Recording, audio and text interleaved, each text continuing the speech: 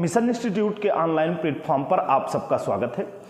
जैसा कि हम लोगों ने अध्ययन किया है भारतीय संविधान के संबंध में या भारतीय राज्य व्यवस्था के संबंध में, तो आप लोगों ने अध्ययन किया होगा, उस पे एक शब्द आता है, बार बार उसका जिक्र किया जाता है कि भारतीय संविधान उधारों का झोला है। भारतीय संविधान क्या है? उधारों का झोला है। तो क्या वास्तविकता में भारतीय संविधान उधारों का झोला है? इसी पर आज हम लोग बात करेंगे कि भारतीय संविधान वास्तविक रूप में कैसा संविधान है। तो भारतीय संविधान क्या है? एक निर्मित नहीं विकसित संविधान है। वो बीज से वटवृक्ष बनने की जो कहानी है, उस कहानी पर बात करेंगे कि भारतीय संविधान क्या वास्तविकता में उधारों का झोला है। अब देखेंगे तो भारत के संविधान निर्माण के समय लगभग 60 देशों के संविधानों का अध्ययन किया गया और 60 देशों के संविधानों के अध्ययन करने के पश्चात जो उनकी बेहतर चीजें थी और भारतीय परिस्थितियों के अनुकूल थी, उनको भारतीय संविधान में अपनी परिस्थितियों के अनुसार एडाप्ट किया गया है या उनके कुछ भागों को एडाप्ट किया गया है। तो उनके भागों को किस तरीके से एडाप्ट किया गया है, अर्थात भारतीय संविधान के स्रोत क्या है।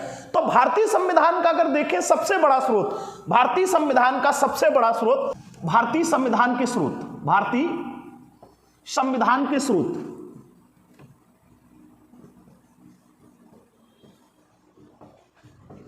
संविधान के स्रोत।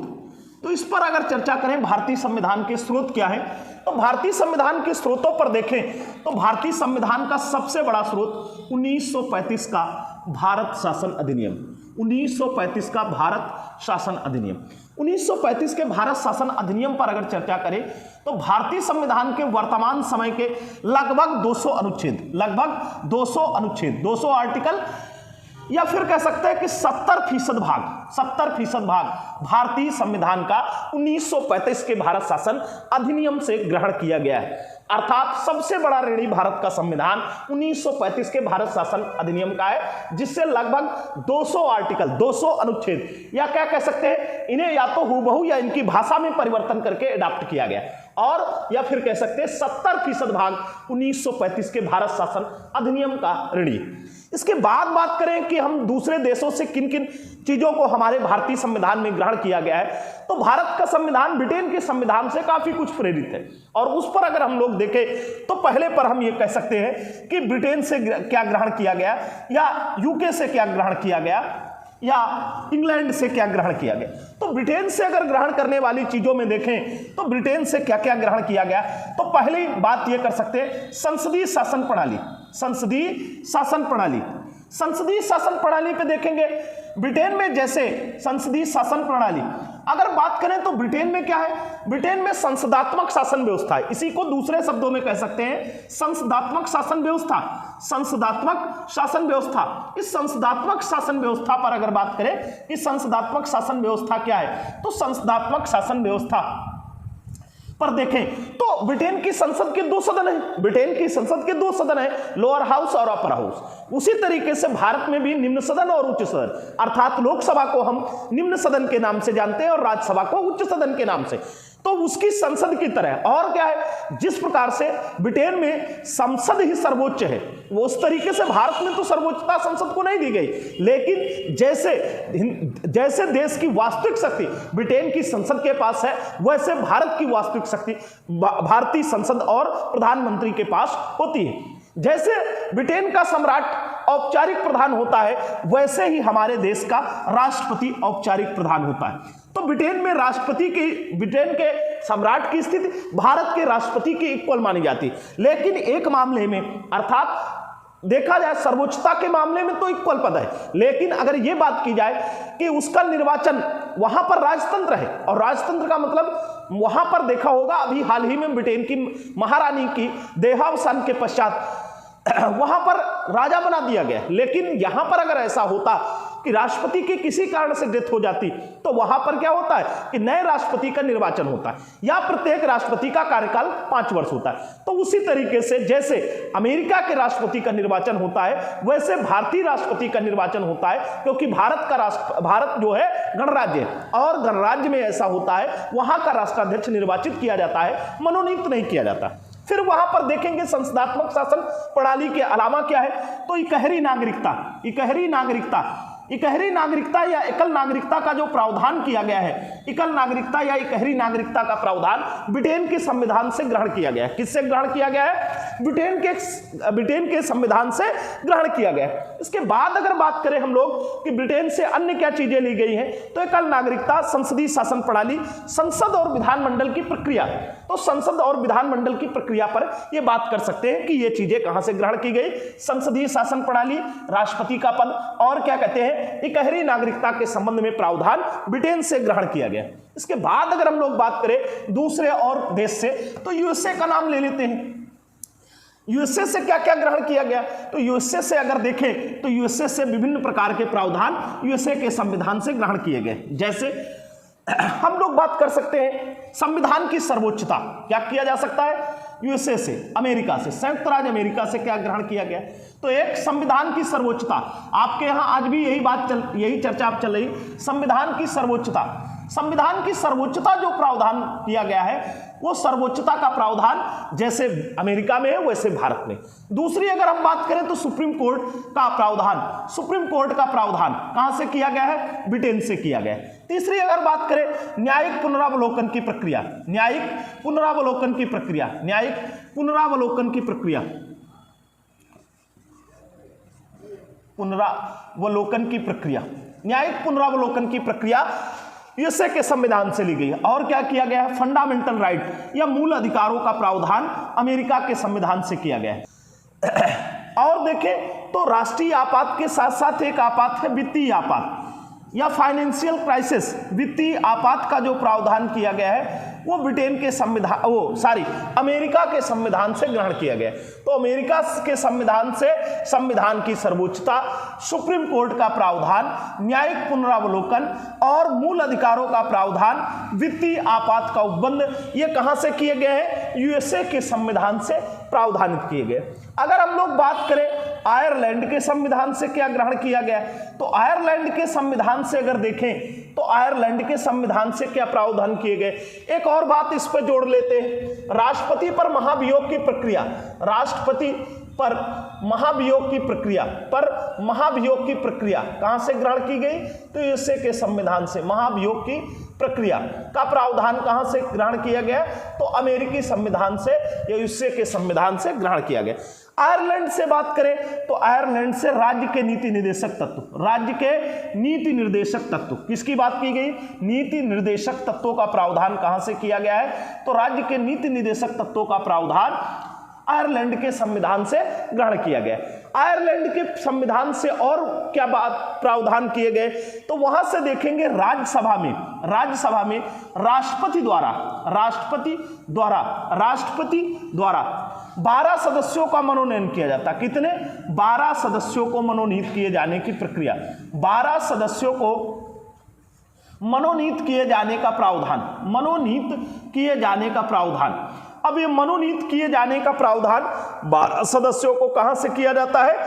ये आयरलैंड के। और कैसे सदस्य 12 होते हैं? जो 4 क्षेत्रों से, कला, साहित्य, विज्ञान और समाज सेवा के क्षेत्र से आते हैं, इनके संबंध में प्रावधान किया गया। फिर अगर बात करें कि आयरलैंड के संविधान से और क्या प्रावधान किए गए, तो राष्ट्रपति का जो निर्वाचन होता है, क्या होता है? राष्ट्रपति का निर्वाचक मंडल होता है। राष्ट्रपति का जो निर्वाचन होता है, राष्ट्रपति का निर्वाचन, इस राष्ट्रपति के निर्वाचन के संबंध में प्रावधान कहां से किया गया है? आयरलैंड के संविधान से ग्रहण किया गया। तो कहां से? ब्रिटेन से हो गए। ब्रिटेन के बाद यूएसए की बात हो गई। यूएसए के बाद अगर देखते हैं तो आयरलैंड के संविधान से ये प्रावधान किए गए राज्य के नीति निर्देशक तत्व, जिन्हें क्या किया गया? भाग 4 के अंतर्गत डीपीएसपी, जिन्हें कहते हैं, क्या कहते हैं? डीपीएसपी। इनके संबंध में जो प्रावधान किए गए हैं वो कहां से किए गए हैं? वो आयरलैंड से किए गए हैं। राज्यसभा में राष्ट्रपति द्वारा 12 सदस्यों को मनोनीत किए जाने का प्रावधान कहां से किया गया है? आयरलैंड के संविधान से। राष्ट्रपति के निर्वाचन का प्रावधान कहां से किया गया है? आयरलैंड के संविधान से किया गया है। अब इसके बाद अगर हम लोग बात करें और प्रावधानों में क्या किया गया है, तो अभी इसके बाद देख लेते हैं ऑस्ट्रेलिया के संविधान से क्या ग्रहण किया गया। तो ऑस्ट्रेलिया के संविधान से अगर बात करें कि ऑस्ट्रेलिया के संविधान से हम लोगों ने क्या ग्रहण किया, तो वहां पर पहला तो एक प्रश्न बनता है, जो भारतीय संविधान की प्रस्तावना की भावना है, ऑस्ट्रेलिया के संविधान से ऑस्ट्रेलिया के संविधान से क्या ग्रहण किया गया है? तो उद्देशिका या प्रस्तावना, उद्देशिका या प्रस्तावना की भावना, उद्देशिका या कह सकते हैं प्रस्तावना की भावना, प्रस्तावना की भावना जो है या भाषा जो है, भावना जो है कहां से ग्रहण की गई है? तो ऑस्ट्रेलिया के संविधान से ग्रहण की गई। दूसरी बात करें और क्या किया गया है, तो समवर्ती सूची का जो प्रावधान किया गया है, समवर्ती सूची के संबंध में जो प्रावधान किया गया है, वो समवर्ती सूची के संबंध में प्रावधान कहां से किया गया है? ऑस्ट्रेलिया के संविधान से बात लिया गया है। फिर अगर बात करें कि केंद्र राज्य के मध्य शक्तियों के विभाजन, केंद्र और राज्य के मध्य, केंद्र और राज्य के मध्य, राज्य के मध्य शक्तियों के विभाजन का प्रावधान, शक्तियों का विभाजन, शक्तियों के विभाजन की बात करें, शक्तियों का विभाजन, तो शक्तियों के विभाजन का प्रावधान जैसे आपके यहाँ 7वीं अनुसूची में किया गया है, तो ये चीजें कहां से ग्रहण की गई हैं? ऑस्ट्रेलिया के संविधान से इन्हें ग्रहण किया गया। क्या ग्रहण किया गया? उद्देशिका या प्रस्तावना की भावना, समवर्ती सूची और उसके अलावा केंद्र और राज्य के मध्य शक्तियों के विभाजन का प्रावधान कहां से किया गया है?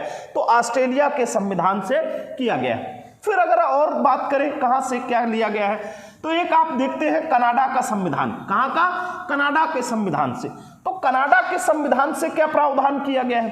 कनाडा का संविधान देख लें तो कनाडा के संविधान से क्या प्रावधान किया गया है? तो एक संघात्मक शासन व्यवस्था।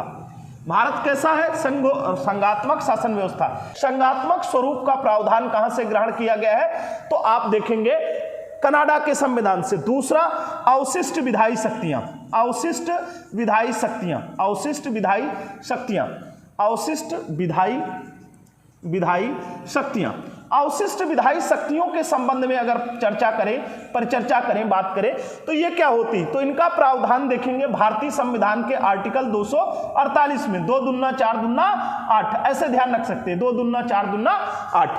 क्या किया गया? अवशिष्ट विधायी शक्तियां, मतलब ये वो शक्तियां होती हैं जिनका उपबंध भारतीय संविधान के संघ सूची, राज्य सूची और समवर्ती सूची में जिन विषयों का वर्णन उल्लेख नहीं है उन्हें अवशिष्ट विधायी शक्तियां कहते हैं। अवशिष्ट विधायी शक्तियां भारत में जो हैं वो संघ के पास हैं, जबकि अमेरिका में ये शक्तियां कहां पर दी गई हैं? अमेरिका में ये शक्तियां राज्यों को प्रदान की गई। अगर आप बात करें 1935 के शासन अधिनियम के समय, तो उस समय भारत के गवर्नर जनरल को अवशिष्ट विधायी शक्तियां प्राप्त थी। तो ये कनाडा से संघात्मक स्वरूप और अवशिष्ट विधायी शक्तियों का प्रावधान किया गया। फिर अगर हम लोग बात करें कि फ्रांस से क्या ग्रहण किया गया है, तो फ्रांस से आपको ध्यान रखना, फ्रांस से गणतंत्रीय शासन व्यवस्था, गणतंत्र का जो स्वरूप किया गया है, गणतंत्रीय व्यवस्था, गणतंत्रीय व्यवस्था, गणतंत्रीय व्यवस्था, गणतंत्रीय व्यवस्था कहां से ग्रहण की गई? तो आप देखेंगे फ्रांस के संविधान से। फिर अगर बात करें कि दक्षिण अफ्रीका से क्या ग्रहण किया गया, तो दक्षिण अफ्रीका से बात करें तो दक्षिण अफ्रीका से क्या ग्रहण किया गया है? दक्षिण अफ्रीका से ग्रहण किया गया है संविधान संशोधन की प्रक्रिया, संविधान संशोधन की प्रक्रिया। और संविधान संशोधन की प्रक्रिया के संबंध में अगर चर्चा करें तो संविधान संशोधन की प्रक्रिया का प्रावधान भारतीय संविधान के भाग 20 में अनुच्छेद 368 के तहत किया गया है। फिर और बात करें कि और कहां से क्या प्रावधान लिए गए, तो फ्रांस से गणतंत्रीय शासन व्यवस्था का प्रावधान किया गया, दक्षिण अफ्रीका से भारतीय संविधान संशोधन का प्रावधान किया गया। फिर उसके बाद अगर बात करें तो जर्मनी से क्या ग्रहण किया गया है, तो जर्मनी से आपात उपबंध का प्रावधान किया गया। जर्मनी के संविधान से आपात उपबंध के संबंध में प्रावधान किया गया। जर्मनी के संविधान से क्या ग्रहण किया गया, तो आपात उपबंध के संबंध में प्रावधान किया गया। ये आपात उपबंध देखेंगे, जर्मनी का एक संविधान है जिसे वीमर संविधान कहते हैं, और आपात उपबंधों का प्रावधान जो देखेंगे भारतीय संविधान के भाग 20 में और अनुच्छेद 352 से लेकर के 360 के मध्य किया गया है। लेकिन अगर यहां पर बात करें वित्तीय आपात की, तो ये विषय से ग्रहण किया गया, जबकि अन्य आपात उपबंध कहां से ग्रहण किए गए? जर्मनी से ग्रहण किए गए। फिर और बात करें आगे चल करके बात करते हैं तो सोवियत संघ की बात कर लेते हैं। सोवियत संघ रूस से, सोवियत संघ रूस की अगर बात करें तो सोवियत संघ रूस से क्या प्रावधान किया गया, तो सोवियत संघ रूस से मूल या मौलिक कर्तव्यों का प्रावधान किया गया। मूल या मौलिक कर्तव्यों का प्रावधान किया गया। तो मूल कर्तव्यों का प्रावधान कहां से किया गया? सोवियत संघ रूस से ग्रहण किया गया और सोवियत संघ रूस से ग्रहण करके इन्हें समाहित किया गया। और अगर बात करें फ्रांस से, जर्मनी से, कनाडा से, आयरलैंड से, तो इस तरीके से ये जो आपने देख रखे हैं कि ब्रिटेन हो गया, Britain, USA, Ireland, Canada, Australia, France, Germany, Soviet संघ रूस, इन देशों से इन उपबंधों को प्रावधानित किया गया और इनको हुबहू ग्रहण नहीं किया गया। जहां पर इनमें जरूरत लगी उस तरीके से इन्हें ग्रहण किया गया। और इन्हीं कारणों से बहुत सारे भारतीय संविधान के आलोचक भारतीय संविधान को उधारों का झोला कहते हैं। जय हिंद।